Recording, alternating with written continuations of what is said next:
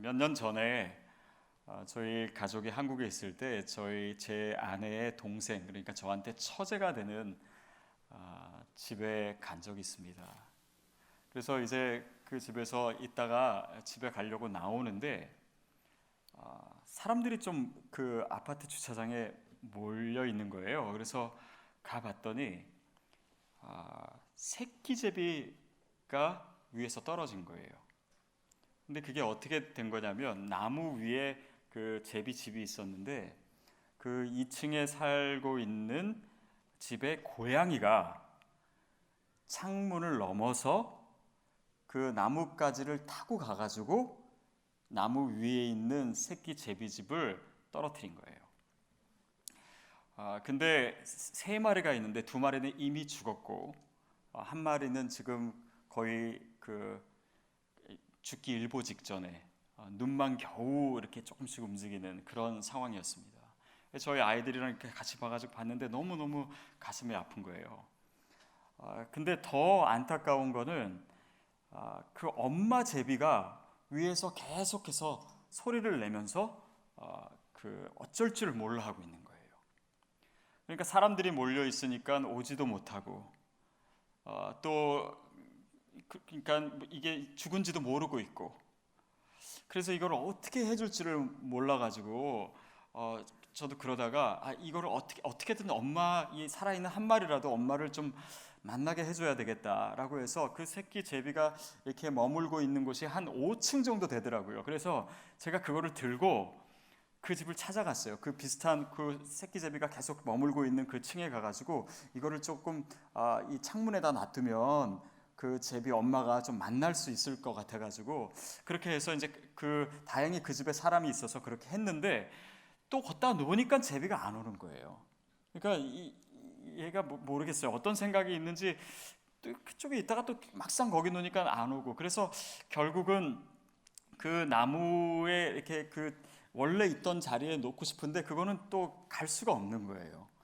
그래서 조금 낮은 곳에 최대한 그 어미 제비가 찾을 만한 곳으로 그렇게 해서 그것을 놔두고 온 적이 있습니다. 그리고 나서 제가 그 다음날 처제한테 전화를 했는데 그 새끼가 죽었다는 거예요. 그래서 더 이상 엄마 새도 이제는 거기 안 오고 그렇게 됐다라고 하는 얘기를 들으면서 제가 그 얘기를 이제 아이들이랑 같이 봤기 때문에 저도 되게 가슴이 아프고 저희 아이들도 막 눈물이 글썽글썽 하는 거예요. 이 우리가 조그만 이 피조물을 보면서도 그런 안타까움을 느끼고 또 긍휼함을 느끼고 또 눈물도 흘리기도 하고 그렇습니다. 그런 것들을 보면서 맹자는 인간이 원래 선하다라고 얘기했던 거죠. 그래서 원래 선하다, 원래 그런 마음이 있다. 근데 그런 면에서 물론 뭐 어떤 분은 뭐 기독교적인 인간과는 성악설에 가깝다. 왜냐하면 인간이 죄인이니까. 그렇지만 어떻게 그렇게 기독교의 인간론은 한마디로 성악설인지 성선설인지 이렇게 얘기할 수가 없습니다. 왜냐하면 하나님이 우리를 창조하실 그 의도와 또 그때는 우리가 하나님의 본성인 사랑을 가지고 태어났습니다. 저는 또 그렇다고 믿습니다. 그러니까 이 피조물인 우리에게는요, 무언가에 대해서 그 사랑을 느끼고 공감하고 연대하고 그렇게 희생하고자 하는 그런 이 선한 마음이 우리에게 원래 있어요. 근데 이제 죄라고 하는 것은 우리의 삶 속에서 들어와서 점점 그렇게 이 공감하고 또 자비와 긍휼의 마음을 점점 더 축소시키고 점점 더 이기적으로 만드는 그런 역할을 하지 않나 싶습니다. 그러면서 우리가 이 악한 세대를 살면서 점점 더 그런 긍휼한 마음을 잃어가고 있는 것 같아요. 그것이 안타깝습니다. 여러분, 지금의 시대는 우리의 이전의 어떤 세대보다도 이 세상의 아픔에 대해서 많이 알고 있습니다. 실제로 볼 수도 있습니다. 이 모든 지금 아프리카에서 어떤 기근이 있는지, 시리아에서 어떤 난민들이 있는지, 파리에서 어떤 테러가 일어나는지 우리는 거의 실시간으로 우리가 볼 수가 있어요. 알 수가 있습니다. 그래서 그렇게 긍휼을 갖기에 훨씬 더 좋은 상황에 있는데 실제는 더 많이 알지만 반응하지 못하고 있는 세대인 것 같아요. 그러니까 많이 아는데 반응이 안 된다라고 하는 것은 오히려 더 악화되고 있는, 우리의 인간의 어떤 그런 긍휼한 마음과 그런 자비를 베풀 수 있는 이런 마음이 점점 더 식어지고 점점 더 차가워지는 그런 세대를 살고 있습니다. 어쩌면 우리의 시대를 한마디로 얘기한다면 느낌의 시대라고도 얘기할 수 있어요. 어떤 낭만주의 시대는 아니지만은 이 근대주의가 지나고 포스모던 시대는 더 이상 인간의 이성으로 뭔가를 판단하고 하지 않고 이것의 한계를 다 체험한 세대이기 때문에 이 포스모던 시대의 가장 중요한 특징은 사람들이 느낌에 따라서 행동한다, 이렇게 많이들 얘기합니다. 그렇다고 해서 인간의 긍휼한 마음이 더 커졌느냐? 그런 면은 아닌 것 같아요. 오히려 느낌이라고 하는 것은 우리의 감각적인, 우리의 말초적인 그런 자극들, 그거에 따라서 사람들이 움직이고 거기에 충실하고, 그러는 가운데 우리가 정작 가져야 될 느낌, 우리가 정작 가져야 될 사랑, 정작 가져야 될 하나님의 성품인 이 자비에 대해서는 점점 더 무감각해져 가고 있는 시대입니다. 대부분 느낌에서 끝나요.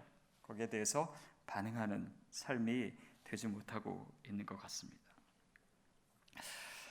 오늘 이 5번째 축복은 자비로운 사람들, 그것을 개역 개정에서는 긍휼히 여기는 사람들입니다. 그래서 이 단어는 같은 단어예요. 엘레에오라고 하는 이 긍휼히 여기다라고 하는 단어인데 자비라도 해석될 수 있고 또 이렇게 애통하는 그런 뜻도 있고 긍휼히 여기다 이런 뜻입니다. 근데 이 긍휼이라고 하는 것은 어떻게 보면 이 성경에서 두 가지 면으로 접근하고 있는 것 같아요. 먼저는 긍휼히 여겨라라고 하는 명령으로 우리에게 주어집니다. 야고보서에 보면은 이런 구절이 있습니다. 야고보서 2장 13절, 우리 함께 읽을 수 있을지 모르겠지만 자막에 뜨면 같이 읽고 자막이 안 뜨면 제가 읽도록 하겠습니다. 제가 읽겠습니다. 긍휼을 베푸지 않는 사람에게는 긍휼 없는 심판이 있을 것입니다. 긍휼이 없는 사람에게는 긍휼이 없는 심판이 있을 것입니다. 우리에게 긍휼 없는 것을 경고하고 있습니다. 결국 야고보서가 얘기하고 있는 것은 행함이 없는 믿음은 죽은 것이다라고 하는데 긍휼이라고 하신 것은 사실 말로는 하나도 도움되지 않습니다. 그런데 정말 우리의 마음에서, 우리의 영혼에서, 우리의 삶으로 나타나는 그런 긍휼, 그것이 드러나지 않으면 긍휼 없는 심판을 받게 된다라고 하는 것은 또 다른 면으로 긍휼이라고 하는 것은 당연히 우리에게 있는 것이라는 거예요. 긍휼이 없다라고 하는 것은 죄가 우리의 삶에 들어와서 우리를 얼마나 망가뜨렸는지를 보여주고 있는 것입니다. 그래서 한편으로는 명령이에요. 그런데 또 한편으로는 너무나 자연스러운 것입니다. 왜냐하면 하나님이 우리를 만드실 때 당신의 성품을 우리에게 나눠주신 거거든요. 그래서 여러분이 누구이든 간에 우리가 모양은 다 달라도요, 다 사랑합니다. 그렇죠? 또 다 긍휼한 마음이 있어요. 우리가 아무리 타락했어도 하나님의 형상이 조금은 남아있지 않습니까? 그래서 너무나 자연스러운 거예요. 그런데 이 긍휼이라고 하는 것은 단지 우리가 느끼는 감정이 아닙니다. 우리가 하나님의 긍휼 아래 서 있는 존재임을 인식할 때 비로소 우리가 다른 사람을 긍휼히 여길 수 있어요. 이것이 복음 안에 나타난 긍휼입니다. 제가 며칠 전에 저희 교회에 요즘 출석하시는 그 연예인 차인표 씨를 만났습니다. 근데 저는 사실은 제가 좋아하는 연예인들은 다 좀 어리버리하고 좀 웃기고 이런 사람들이지 잘생기고 멋있는 남자 연예인을 좋아해 본 적은 없어요. 근데 이분은 제가 이렇게 직접적으로 만나기 전부터 팬이었어요. 왜 팬이었냐면 꽤 된 것 같습니다. 한 5년 넘게 된 것 같은데 제가 대만에서 하는 러브 소나타에 참여한 적이 있었는데 그때 차인표 씨가 와서 간증을 했어요. 근데 그 간증 내용이 저는 지금도 아주 선명하게 기억이 납니다. 그때 뭐라고 했냐면 제가 불꽃이라고 하는 드라마가 이렇게 한류처럼 돼가지고 굉장히 인기가 있어가지고 그때 대만에 왔었다는 거예요. 그래서 대만에 와서 팬들이 많이 생기고 그때 자신이 차인표 씨가 팬들한테 뭐라 그랬냐면 내가 당신을 사랑합니다 이렇게 얘기했대요. 근데 그때 러브 소나타 때 이제 간증하면서 뭐라 그러냐면 그때 제가 사랑한다고 했던 것은 새빨간 거짓말이었습니다. 이렇게 간증이 시작되는 거예요. 그러면서 뭐라고 얘기하냐면 제가 정말 여러분을 사랑했더라면 제가 그때 예수님 얘기를 여러분에게 했어야 됐습니다. 근데 하지 않았습니다. 인기가 떨어질까 봐. 나를 이상하게 생각할까 봐. 예수님 얘기하면 다들 지루하다고 할까 봐 그때 얘기 못했습니다. 근데 제가 진짜 예수님 얘기를 그때 못한 이유는 단지 그런 이유가 아니라 자신이 어려서부터 교회를 다녔지만 자신이 정말 예수님을 만나는 경험이 없었다라는 거예요. 그러니까 정말 주님을 확실하게 만난 경험이 없고 나한테도 있어서 이렇게 흐릿한 내 신앙을 내 인기를 담보로 해가지고 여러분에게 전할 수가 없었다라고 얘기하더라고요.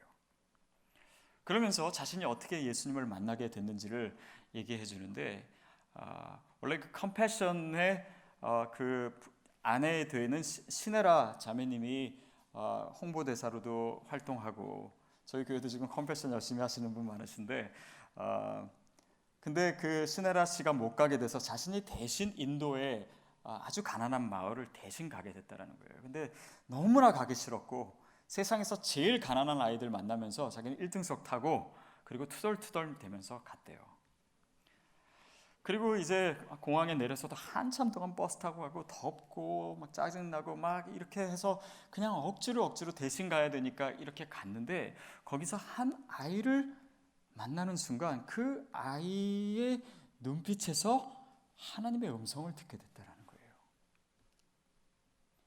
그러니까 본인은 뭐 연예인이고 또 이렇게 풍족한 상황에서 아주 가난한 아이를 이제 뭔가 좀 위로하려고 가고 뭐 이런 마음으로 있었는데 그때 그 아이를 통해서 하나님께서 자신에게 들려주셨던 음성은 인표야, 너 많이 힘들지?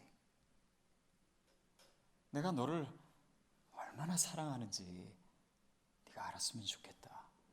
그러니까 뭔가 이렇게 힘든 아이들을 찾아가가지고 뭔가 해야 되는데 하나님께서 자신을 그 아이를 통해서 위로해 주시는 것을 자신이 체험함을 통해서 예수님을 만났다라는 거예요. 그래서 지금 이 컴패션 사역을 굉장히 열심히 하고 계시죠. 근데 저는 마치 그 간증에 나타난 그 이야기가 오늘 긍휼에 대해서 굉장히 중요한 얘기를 하고 있습니다. 왜냐하면 긍휼은 우리가 어려운 사람들을 보면서 저 사람들 불쌍하다 그래서 갖는 그런 감정이 아니에요. 좀 도와줘야겠다. 나는 많고 쟤네들은 적게 가졌으니까 도와줘야겠다. 이런 차원이 아니라 내가 하나님 앞에서 하나님의 그 크신 긍휼함을 받는 나를 긍휼히 여기시는 그 자리에서 내 안에 채워진 그 긍휼로 인해서 다른 영혼도 얼마나 소중하고 하나님이 사랑하는 존재들인지 그것을 깨닫게 되고 그것을 체험하게 되는 것이기 때문입니다. 그러니까 긍휼 역시 복음 안에 있어요. 우리의 인생이 이건 단지 그냥 우리가 좀 더 도와주자, 좀 더 너그럽게 살자, 조금 더 이타적으로 살자 이런 얘기가 아닙니다. 그것은 뭐 내가 얼마를 가졌고 얼마를 주느냐의 문제가 아니라 오늘 우리의 본성의 문제이고 우리 인생의 목적의 문제예요. 그렇다면 이 문제가 우리에게 있어서 얼마나 중심적인 문제인지, 우리 인생에 있어서 핵심적인 문제인지를 우리가 보게 됩니다. 그 해답이 복음 안에 있어요. 단지 불쌍히 여기는 마음이 아닙니다. 예수를 믿는 사람이라면 우리가 하나님 앞에서 내가 얼마나 죄인이고 내가 얼마나 연약하고 내가 얼마나 부족하고 불쌍하고 비참한 영혼인지를 깨닫고 그 가운데 진정한 하나님의 위로, 진정한 하나님의 긍휼하심을 체험한 사람만이 다른 사람에게 대해서 긍휼함을 가질 수 있다는 것입니다. 그렇지 않으면 우리의 긍휼함은 우리의 업적이 돼요. 우리의 긍휼히 여김은 하나의 보상을 원하는 이기심의 발로일 수 있습니다. 진정 복음에서 나오는 긍휼이 아니면 이것이 하나의 우리의 행위로 끝날 수 있어요. 오히려 우리를 교만하게 하는 것입니다. 그러나 복음 가운데 우리 인생의 모든 해답이 있듯이 우리 인생의 목적도 거기 있고 또 오늘 우리가 어떻게 살아가야 되는지에 대한 정확한 해답이 바로 이 긍휼 가운데 예수 그리스도의 은혜로 구원을 받은 그분의 긍휼하심을 얻은 자로서 하나님 앞에 십자가 앞에 서 있는 하나님의 자녀만이 진정한 긍휼을 가질 수 있다라고 하는 것입니다. 제가 신학교에 있을 때 제가 이 얘기는 언젠가 한번 한 적도 있는 것 같습니다. 신입생 면접을 하는데 어느 한 중년 정도 되는 한 자매님이 면접을 했어요. 근데 이렇게 3명 교수가 놓고 이제 3명 학생이 있는데 이제 한 사람씩 물어봤어요. 근데 이 서류를 보는데 예수 믿은 지 이제 겨우 3년인가 5년밖에 안 된 거예요, 이분이. 근데 신학교에 왔다는 게 조금 그래서 어떻게 예수 믿은 지가 이렇게 짧게 됐는데 신학교까지 오게 됐습니까? 물어봤습니다. 근데 그분이 그런 얘기를 하시더라고요. 자신이 원래 예수를 안 믿고 근데 결혼을 해서 시집을 갔는데 시집살이가 너무 심했다라는 거예요. 근데 왜 힘들었냐면 그 혼수를 충분하게 못 해왔다고. 그 시부모님이 자신을 너무너무 구박했다라는 거예요. 그래도 어떻게 억지로 이렇게 살고 있었는데 자신에게만 그렇게 심하게 대하신 게 아니라 자신의 친정 아버지한테도 진짜 입에 담지 못할 욕을 시부모님이 하신 거예요. 그리고 그 얘기를 듣고 충격으로 아버님이 쓰러지셨대요. 그리고 돌아가셨대요. 그러니까 이 자매님은 더 이상 시부모님의 얼굴을 볼 수가 없는 거예요. 그러니까 시부모님은 말할 것도 없고 남편까지 미워지고 그래서 이혼은 하지 않았지만 그 집을 나왔어요. 그리고 별거에 들어갔습니다. 그러다가 이제 힘든 상황이 있을 때 자기 친한 언니의 전도를 받고 교회에 나가기 시작했다는 거예요. 그래서 교회에 나가기 시작하고 신앙생활을 시작하고 그러면서 내가 얼마나 죄인인지를 깨닫고 또 하나님이 이 죄인인 나를 얼마나 사랑하시는지를 깨닫고 정말 그 복음으로 인해서 자신이 완전히 회복되었고 그 회복되는 가운데 시부모님 정말 그 얼굴도 다시 떠올리고조차 쉽지 않은 그 시부모님의 얼굴이 떠오른다는 거예요. 그리고 그 미웠던 그 사람들이 너무나 불쌍하게 여겨졌다고. 너무나 불쌍하게 여겨졌다. 그래서 그들을 다시 찾아가지 않을 수가 없었고 그리고 자신이 믿게 된 그 예수님을 같이 나누고 결국은 그 부모님까지 예수를 믿게 되고 남편도 믿게 되고 이제 완전히 회복돼서 이 하나님의 복음이, 예수님의 복음이 얼마나 능력 있는 것인지를 자기가 체험했기 때문에 이거 내가 혼자 가질 수가 없어가지고 이거 나누면서 살고 싶어서 신학교에 왔습니다. 이렇게 고백하시는 거예요. 여러분 보십시오. 우리가 알고 있는 이 하나님의 사랑, 예수 그리스도의 복음, 그것은 내가 먼저 체험하고 그것이 긍휼 안에 내 왔을 때 내 의지로 뭔가를 하는 것이 아니에요. 내 안에 복음으로 말미암아 생겨지는 것입니다. 우리가 나 긍휼한 사람 좀 돼야지, 물론 의지는 가질 수 있어요. 그러나 그 의지가 그렇게 오래가지 않습니다. 그러나 우리가 믿음 생활이라고 하는 것이 뭡니까? 날마다 십자가 앞에 서는 거잖아요. 날마다 하나님이 나를 얼마나 사랑하시는지, 내가 그런 하나님의 크신 사랑과 은혜를 받을 만한 존재가 아닌데 하나님이 나를 긍휼히 여기셔서 나에게 정말 감당하지 못할 이 사랑을 주셨다는 것을 날마다 생각하고 감격하고 성찬할 때마다 그 은혜를 깨닫고 예배 드릴 때마다 예수님의 이야기만 들어도 정말 날마다 눈물을 흘릴 수밖에 없는 그런 감격된 인생을 사는 이상 우리 삶의 이 컴패션, 긍휼은 계속해서 나타날 수밖에 없는 것이죠. 오늘 어쩌면 내 마음이 메말랐다라고 하는 것은 단지 내 감정이 아니면 내 성향이 그런 것이 아니라 오늘 우리가 진정 예수 그리스도의 복음 앞에 서 있는가, 정말 그 십자가의 사랑이 오늘도 나를 구원하신 그 하나님의 은혜가 나를 감격시키고 있는가, 그 믿음이, 그 구원의 확신이, 그 구원의 확신이라는 것은 나 죽어서 천국 간다라고 하는 확신이기 전에 정말 예수 그리스도가 나를 위해서 십자가에 달려 죽으셨다라고 하는 이 사실이 나의 생각에, 내 마음에, 내 영혼에 체험이 되는 그런 복음이 오늘 내 안에 있는가의 문제라고 하는 것이에요. 여러분, 그것이 예수 믿는 사람입니다. 이 감격이 식어지면 신앙의 위기가 온 것이에요. 그래서 날마다 우리가 십자가를 묵상하며 또 이 복음에 대해서 날마다 묵상하며 어떤 말씀을 읽어도 예수 그리스도가 연결이 되고 그런 복음 가운데 서 있는 우리의 삶이 있을 때 우리 삶에 나타나는 모습이다라고 하는 것입니다.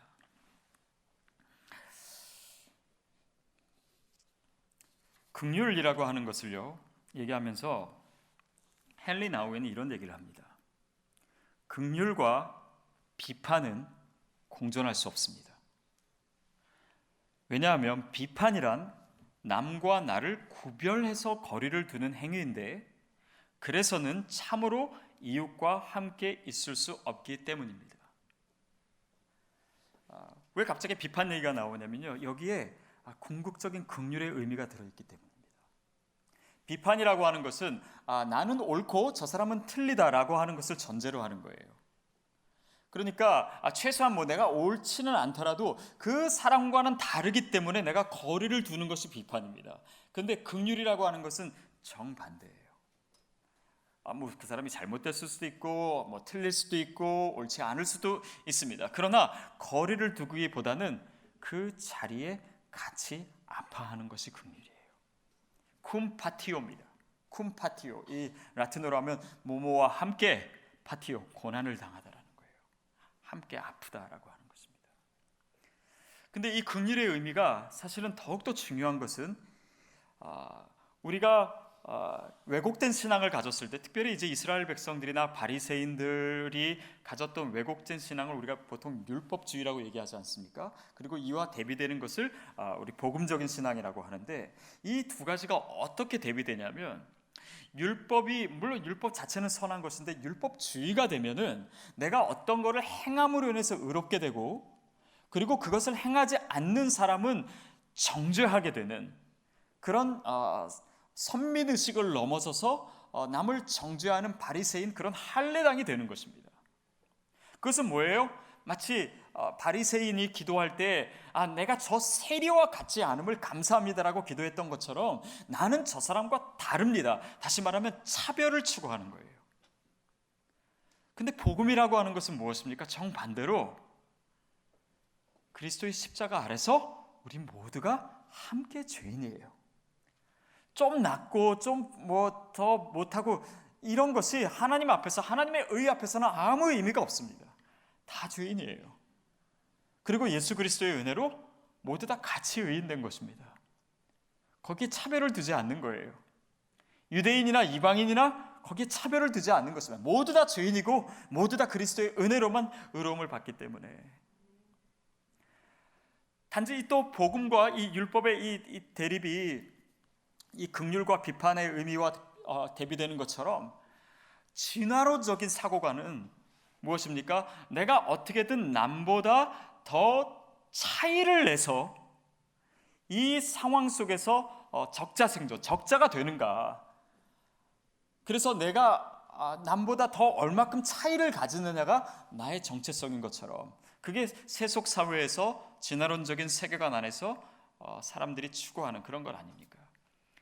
이타심이나 어떤 공감보다는 더 많이 갖고 더 많이 소유하고 그것이 곧 나를 얘기하고, 이것이 근본적으로 이 창조적인 세계관 또 복음적인 세계관과는 맞지 않는 부분이 있어요. 물론 여기는 우리가 성공하지 말아야 된다, 아니면 더 많이 가지면 안 돼, 이런 것이 아닙니다. 크리스찬이 성공할 수도 있습니다. 더 많이 가질 수도 있어요. 그런데 더 많이 갖는 것은 더 같아지기 위한 힘과 에너지로 사용되는 것이죠. 5,000명분을 내가 먹는 것이 아니라 5,000명을 먹이는, 함께 나눠주는 그런 삶이 되는 것이 그게 컴패션이죠. 그러니까 거기에는 근본적으로 이 진화론적인 세계관과 만나지 않는 부분들이 있게 됩니다.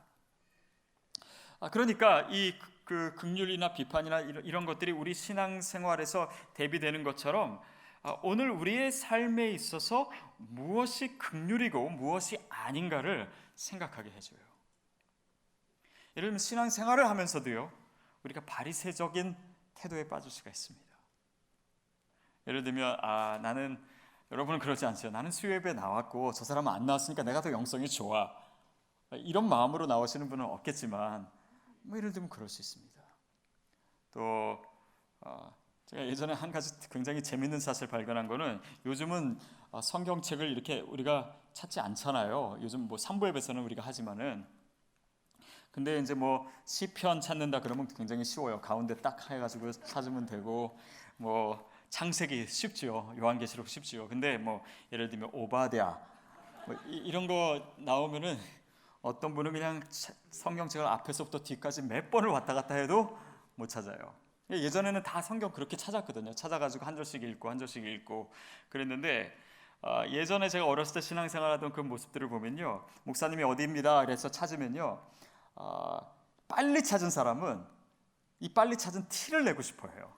그래서 딱 찾아놓고서 목사님을 딱 쳐다보겠습니다. 내가 먼저 찾았다. 딴 사람 막 헤매고 있을 동안. 그래서 먼저 찾은 분 막 읽으라고 하기도 하고 막 이랬던 기억이 나요. 물론 그거는 뭐 그냥 한 가지 예입니다. 너무 어떻게 보면 귀여운 모습이죠. 근데 신앙생활에도 뭔가 우리 행위나 어떤 지식이나 이런 것들이 나는 저 사람들과 달라, 나는 더 나은 사람이야, 이런 것은 우리가 신앙의 모습을 하고 있지만은 결국 이 복음적인 태도는 아닐 수 있습니다. 우리가 요즘 성경 통독 많이 하시죠. 저도 한동안 그게 자랑이었어요. 내가 성경 몇 번 읽은 것이. 근데 그것은 우리의 자랑이 될 수 없습니다. 성경을 많이 읽으면 읽을수록 더 겸손해지는 것이죠. 그렇죠? 내가 신앙생활을 오래 하면 오래 할수록 교회에서 더 높은 위치를 차지하고, 이런 것은 전혀 다른 방향으로 가는 것입니다. 더 눈에 보이지 않게, 더 이름도 없이 빛도 없이 섬기는 그런 모습이 정말 더 신앙의 깊은 성숙함의 모습인 것이죠. 제가 예전에 그 유학생들이랑 늘 만나면서 또 한 가지 재밌었던 거는, 뭔가 이렇게 대학을 다니다가 온 학생들이 많았는데, 대학을 다니면 그냥 크게 이름 없는 대학 나온 사람은요, 그런 말 안 하는데 꼭 좋은 대학 나온 사람들은 꼭 자기가 어느 대학 나왔는지를 얘기를 해요. 그래서 결국은 다 알게 됩니다. 또 제가 있었던 학교에도요, 이 칼리지가 31개가 있어요. 같은 대학인데 31개 칼리지가 있어요. 근데 그 칼리지 중에 제일 들어가기 힘든 칼리지가 있거든요. 그러니까 이 사람은 어느 대학 다닌다는 얘기를 안 하고 어느 칼리지 다닌다고 얘기하더라고요. 왜냐면 이게 조금이라도 더 달라 보이기 때문에. 그러니까 이 사람들 마음에 이제 그런 것들, 이 차별을 추구하는 마음이 우리 가운데 있습니다. 그리고 그런 인간적인 마음이야 물론 우리가 다 다스릴 수는 없겠지요. 그러나 이 우리의 목적과 방향은 분명히 할 것은 우리는 차이를 내는 사람이 아니라 같아지는 사람입니다. 그게 콤파티오예요. 그것은 우리가 약간 높은 위치에 있으면서 낮은 위치에 있는 사람을 불쌍히 여기는 것이 긍휼이 아니라 그 옆에 서 있는 거예요. 그런데 이게 쉽지가 않습니다. 이게 죄된 우리의 본성 가운데 있지를 않아요. 그런 성향이. 높은 데를 보고 싶고 높은 사람과 같이 있고 싶지 낮은 사람과 같이 있는 것을 좋아하는 사람은 많지 않습니다. 복음 안에서 우리의 영혼이 변하고 우리의 체질이 변하고 그래서 하나님의 형상이 회복될 때 우리 마음에서 진정으로 원하게 되는 것이에요. 더구나 헬린 아우에는 이 긍휼이라고 하는 것을 다른 말로 얘기합니다. 그것은 돌봄이다. 돌봄이다. 케어한다라는 거예요. 케어한다라는 것은 돌봄이 필요한 사람 옆에 있는 것입니다. 그게 긍휼의 하나의 중요한 모습이겠죠. 근데 이 돌보는 것 자체가 쉽지 않다라는 거예요. 우리가 누구를 돌봅니다. 그런데 처음에는 우리가 의지를 가지고 할 수 있어요. 그런데 이게 길어지면 쉽지 않습니다. 감사해 하지를 않아요. 제가 제 아내가 허리 수술을 하고 병원에서 일주일을 같이 지냈었는데 3일째까지는 고마워하는 것 같더라고요. 제가 막 입술 터지고 막 이러니까. 근데 나중에는 뭐 당연하고 자기 힘든 것만 생각하더라고요. 오늘 제 아내가 없기 때문에. 병간호 해보신 분은 아마 알 거예요. 아픈 사람은 사실은 이 옆에서 도와준 사람이 고맙긴 하지만은 내 문제가 더 커요. 그러니까 돌봄을 받는 사람은 자기를 돌보는 사람에 대한 고마움을 아주 쉽게 잃어버립니다. 그렇기 때문에 이 돌봄이라고 하는 것이 더 진정성을 갖게 되는지도 모르겠어요. 순장님들 안 그러십니까? 순월들 돌보고 헌신하고 그렇지만 어느 순간 그것이 너무 당연한 것처럼 여겨지는 그런 때가 있어요. 그래서 돌봄이 쉽지 않습니다. 저희 교회도 홈리스 사역 하시는 분도 있는데 제일 힘든 게 그거예요. 이분들은 그 홈리스들은 이제는 더욱이 미국에 있는 분들은 더 이상 고마워하지 않는다는 거예요. 이것은 너무나 당연한 것이고 내가 누려야 될 권리라고 생각하지 그것에 대해서 감사하지 않습니다. 그러니까 미국 사회에서 긍휼 사역이 오히려 더 쉽지 않은 것은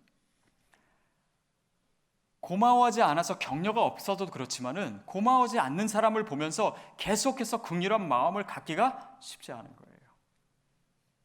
그래서 우리의 긍휼은 늘 도전을 받습니다. 늘 쉽지 않은 거예요. 그런데 오늘 예수님께서는 이 쉽지 않은 긍휼을 우리에게 다시 명령하고 계십니다. 그리고 자비로운 자가 복이 있다라고 얘기하세요.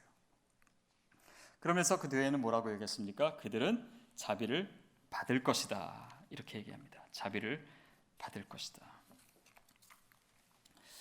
여러분 여기서 우리가 한 가지 생각해야 될 것이 있습니다. 그것은 긍휼이라고 하는 것, 자비라고 하는 것은요. 받을 줄도 알아야 된다는 것입니다. 우리는 보통 긍휼이라고 하면 내가 얼마나 긍휼을 베풀까만 생각해요. 그런데 아까 우리가 이 긍휼의 진정한 의미에 대해서 살폈듯이 그 긍휼은 하나님으로부터 오는 것입니다. 그러니까 하나님 안에서 내가 내 자신의 그런 이 적나라한 모습을 내려놓고 내가 정말 긍휼히 여김을 받을 자라는 그 처절한 그리고 전적인 하나님의 은혜를 깨달을 때 우리 안에 진정한 긍휼이 생길 수 있는 것처럼 우리가 긍휼함을 받는 존재라고 하는 그 깨달음 또 그 자리에 있지 않고는 진정한 긍휼함을 소유할 수도 없다라고 하는 것이에요. 다시 말하면 이 긍휼이라고 하는 것, 돌봄이라고 하는 것, 자비라고 하는 것은 우리 모두가 서로가 서로에게 필요하다라고 하는 인식에서 출발합니다. 나는 필요 없고 너는 필요한 사람이야. 아닙니다. 나도 긍휼이 필요한 사람이에요. 물론 어떤 거는 내가 더 가지고 있고 저 사람이 없을 수 있어요. 그러나 어떤 면에 있어서는 저 사람이 가지고 있고 내가 갖지 않은 것이 있습니다. 내용만 다를 뿐이에요. 그러니까 내가 한 가지를 더 많이 가졌다 그래서 나는 긍휼히 여김을 받을 필요가 없는 사람이라고 하는 것은 하나님의 창조의 의도에 벗어납니다. 왜? 우리를 다 뭔가는 부족하게 만드셨어요. 왜? 서로를 긍휼히 여길 수 있도록, 서로를 도와줄 수 있도록, 서로를 보완해 줄 수 있도록. 그래서 그런 겸손한 마음에서가 아니면 진정한 긍휼을 베풀 수가 없어요. 나도 부족하고 나도 필요하고 나도 긍휼히 여김을 받아야 되는 사람이라는 것입니다. 그래서 여러분, 우리의 좌절감, 우리의 불안함, 우리의 두려움, 우리의 어떤 무력감, 이런 것들에 대해서 나를 위로할 수 있는 사람들이 있어야 됩니다. 나는 순장이기 때문에 나는 위로만 하는 사람이야 라고 하면은 그 순장님은 고갈되게 되어 있어요. 목회자도 마찬가지입니다. 어떻게 보면 늘 위로해야 되고 격려해야 되는 사람이지만 가장 격려가 필요한 존재이기도 해요. 어린 양입니다. 그래서 제 자신이 이 문제에 대해서 오늘 설교를 준비하면서 영적인 위기를 느꼈어요. 물론 저도 저 나름대로 친구도 있고 또 만나는 목회자도 있지만 이것을 제가 절실하게 필요하다라고 생각하지 않은 거예요. 그러니까 그 안에는 뭔가 진정한 긍휼을 담지 못하는 제 마음이 있었다는 것이고, 또 어떤 면에서는 교만했던 것이고, 어떤 면에서는 채워짐이 없이 그냥 인풋이 없이 아웃풋만 계속하니까 제 안이 그만큼 고갈되어 있다라고 하는 것을 얘기하는 것이기도 합니다. 여러분, 그런 사람 있습니까? 여러분을 정말 사랑으로 감싸주고 힘을 주고 위로해주고 긍휼히 여겨줄 수 있는 사람 필요합니다. 필요하지 않다라고 하는 것이 질병이에요. 필요합니다. 물론 우리가 하나님 앞에서 날마다 채워주는 기쁨이 있을 수 있습니다. 그런데 하나님께서 일하실 때 또한 말씀만 통해서 하시는 것이 아니에요. 우리 서로를 통해서 일을 하기를 원하세요. 그것이 긍휼입니다. 또한 긍휼의 삶이란 내가 이렇게 누군가를 긍휼히 여기면은 내가 그에게 기쁨을 주는 것이죠. 그런데 사실은 기쁨을 주고받는 거예요. 오히려 더 많이 얻습니다. 긍휼히 여기는 사람이 오히려 더 많이 기뻐요. 여러분 보십시오. 정말 긍휼을 베푸는 사람 여러분 주위에 있습니까? 보니까 진짜 오늘 컴패션, 굿 네이버스, 정말 이 긍휼 사역을 하시는 분들이 많이 계신데 진짜 긍휼 사역을 하는 분한테 한번 물어보십시오. 그러면 그분들 한결같이 대답할 것입니다. 제가 받는 것이 더 많습니다. 제가 누리는 기쁨이 더 큽니다. 왜냐하면 이것이 하나님이 우리에게 주신 이 긍휼의 마음을 주실 때 만들어 놓으신 메커니즘이에요. 더 많이 받게 되어 있습니다. 주고받는 것이에요. 제가 몇 번 말씀드렸지만 우리 몸에 이제 옥시토신이라고 하는 그 호르몬이 있지 않습니까? 누군가를 포옹할 때, 그리고 누군가를 위로받을 때 생기는 호르몬이에요. 이것이 우리의 심장을 강화시키고 또 우리를 건강하게 만들고 잠도 더 잘 오게 하고 스트레스부터 더 빨리 회복되게 한대요. 근데 이 옥시토신이 분비되는 게 내가 긍휼을 베풀 때보다 받을 때보다 베풀 때 훨씬 많이 분비된다는 거예요. 하나님 우리 몸을 이렇게 만드신 거예요. 내가 남을 건강하게 해주고 채워주는 동안 내 자신은 더 많이 채워지는. 그래서 하나님의 명령, 오늘 복되도다라고 하는 의미에는 하나님이 이미 우리를 그렇게 만드셨다라고 하는 것을 포함하고 있는 것이죠. 이 사실을 모르면 우리가 쉽게 지치게 됩니다. 제가 그 생각이 갑자기 떠올랐어요.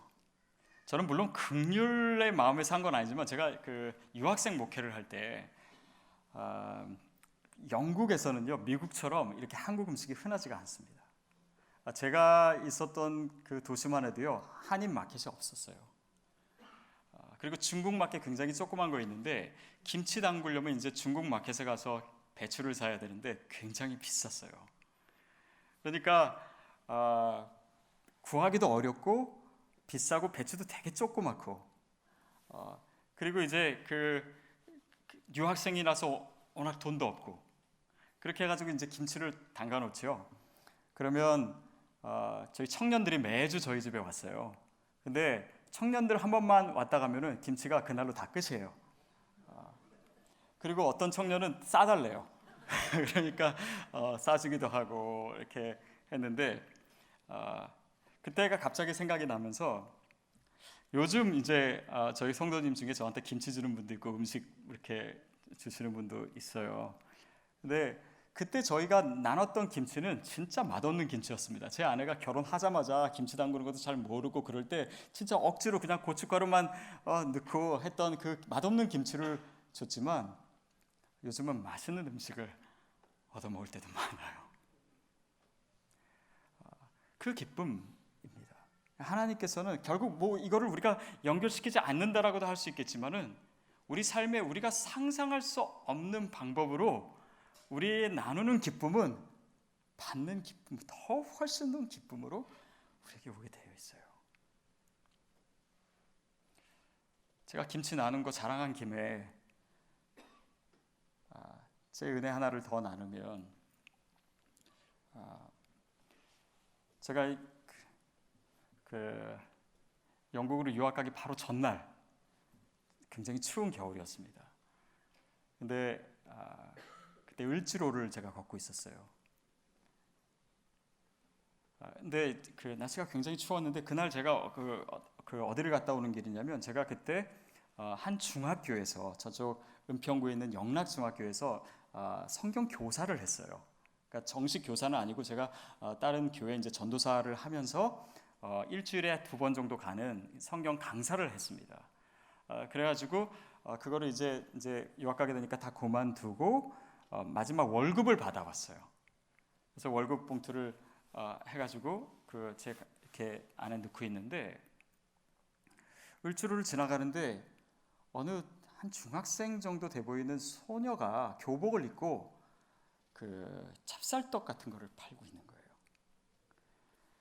그래서 근데 그냥 지나쳤습니다. 이렇게 지나쳤어요. 근데 제가 딱 보니까 정말 제가 가르치고 있는 그 아이들 콧도래거더라고요. 그때 한 지나친 지 한 10m 됐는데 그냥 걸음이 멈춰지는 거예요. 그리고 좀 도와줘야 되겠다라는 생각이 들어서 여기에 봉투에 손을 넣었어요. 손을 넣고 제가 그 지폐를 셌습니다. 몇 장을 줄까? 그래서 몇 장을 셌어요. 그리고 다시 유턴을 해가지고 그 소녀 앞에 가서 그 몇 장을 셌었는데 그냥 봉투채 다 줘버렸어요. 그리고 나서 그 소녀가 이렇게 굉장히 좀 놀라는 그 표정만 보고 그냥 저도 부끄러워가지고 그냥 도망치듯이 나왔던 적이 있습니다. 그리고 저는 잊어버렸어요. 그리고 제가 여러분께 예전에 말씀드린 적이 있지만 제가 그 유학생 때 IMF가 굉장히 어려웠고 그리고 학교에서 어떻게 장학금을 받게 되는가 한번 나눈 적이 있습니다. 그게 굉장히 큰 액수였어요. 근데 제가 나중에 그 돈을 좀 계산해 봤어요. 제가 여태까지 받은 장학금의 액수와 그리고 그게 갑자기 연결되면서 줬던 액수 정확히 정확하지는 않죠. 1000배더라고요. 1000배. 1000배를 제가 받은 거예요. 그러니까 그게 무슨 500배 이렇게 되면 숫자가 좀 그런데 1000배인 거예요. 굳이 제가 그 사건과 연결시키지 않을 수도 있겠지만 저에게는 그것이 너무나 분명하게 연결이 되는 거예요. 여러분, 제가 지금 나누고자 하는 거는 우리가 긍휼을 베풀면 하나님께서 주십니다, 그런 메시지는 아니에요. 그렇다면 우리의 긍휼을 또 다른 업적으로 만드는 것이 돼요. 그런데 하나님의 법칙은 분명히 있어요. 주라, 그리하면 내가 후히 줄 것이니. 그 축복의 메커니즘이 분명히 있고, 그러나 그것은 어떤 축복의 조건이나 구원받는 종족이 아니라 오히려 내가 더 많은 것을 누리려고 하는 그런 의도를 철저하게 버릴 때만이 긍휼이라는 게 생기게 되는 것 같아요. 물론 하나님은 그런 축복의 법칙으로 우리를 축복하세요. 그리고 그것은 우리의 삶에서만 이루어지는 거 아닙니다. 이거는 굉장히 종말론적인 거예요. 어쩌면 우리의 삶에 이루어지지 않을 수 있습니다. 긍휼이라고 하는 거는 내가 보상을 받고자 하는 이상 긍휼이 아니에요.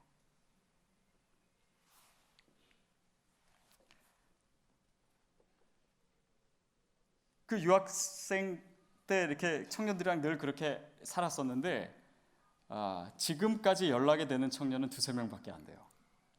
수백 명이 왔다 갔는데, 그거는 뭐냐면 저한테 있어서는 이게 긍휼의 의미라는 생각이 들어요. 물론 그 친구들이 정말 고마워하고 그 어렸을 때 김치도 주고 자기 집에 맨날 데리고 갔던 그 목사님을 기억하지 않아도 좋습니다. 그렇지만 그냥 그 자체로 오히려 기억하지 않는 것이 저에게 있어서는 이 긍휼을 종말론적으로 만드는 것이 돼요. 진화론자들은요, 우리가 행하는 모든 것이 이기적인 동기에서 이루어졌다고 얘기합니다. 긍휼마저도 자기 만족을 위해서 나누는 거라고 얘기해요.